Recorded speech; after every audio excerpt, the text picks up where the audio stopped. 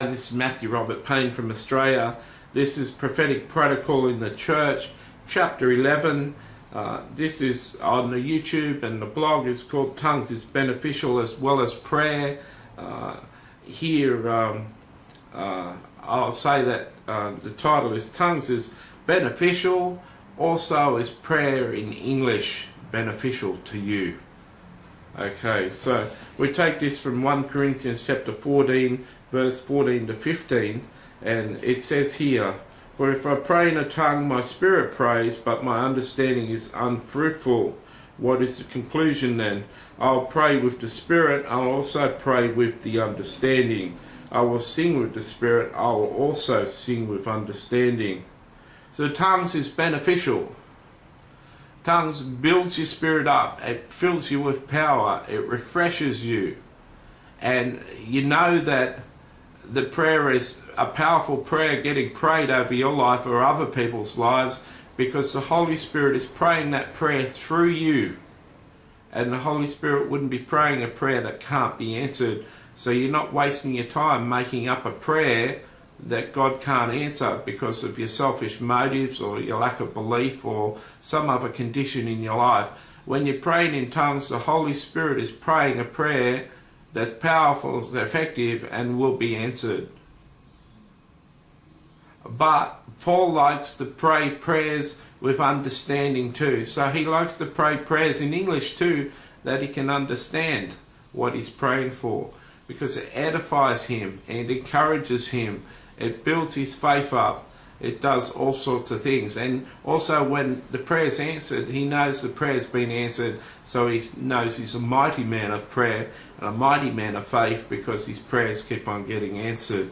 He knows, like James says, that he that believes in a thing and doubts is like the tossing wind or tossing cork in the sea, is useless for nothing, good for nothing, or whatever he says there in James.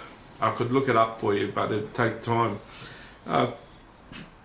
So when the Apostle Paul prays with understanding, has his prayers answered, he gets more encouraged in the boldness of his prayers, because he knows he's praying more aligned to what the Holy Spirit would be praying through him. But this time he's heard what he prayed, builds his faith up.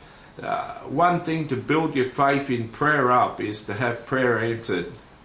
The more prayer that's answered in your life, the more your faith will grow in your own prayers, and your ability to be in tune with what the Holy Spirit wants for your life, and praying what the Holy Spirit wants for your life and for other people. And the more you have your prayers answered, the more you know you're in tune, the more your boldness grows, the more you pray, the better you pray, the more faith comes to your prayers, and things just get better and better and better. Better and better and better. People say, "Can you pray for it?" "Sure, I can pray for you." And you're into it, and it's really good. And for a guy who didn't like to pray very often, I like to pray for people. I like people saying, "Can I pray for you?" Especially for the gift of prophecy. I said in the last chapter, contact me through my email address, through my prophetic website, and I'll pray for you for having the gift of the prophecy. 99% of the people I prayed for, out of 400 people, 395 people walked in the gift of prophecy. I love doing that for people. I love doing that for people. Prophecy takes hold of people when I pray for them. That's a wonderful gift. Prayer is wonderful. Now, prayer in tongues is a wonderful gift. If used operating in the gift of tongues, it's a wonderful gift. It's also good to spend time in prayer with understanding, to, like I say, build your faith up. And who wouldn't want to build their faith up, hey?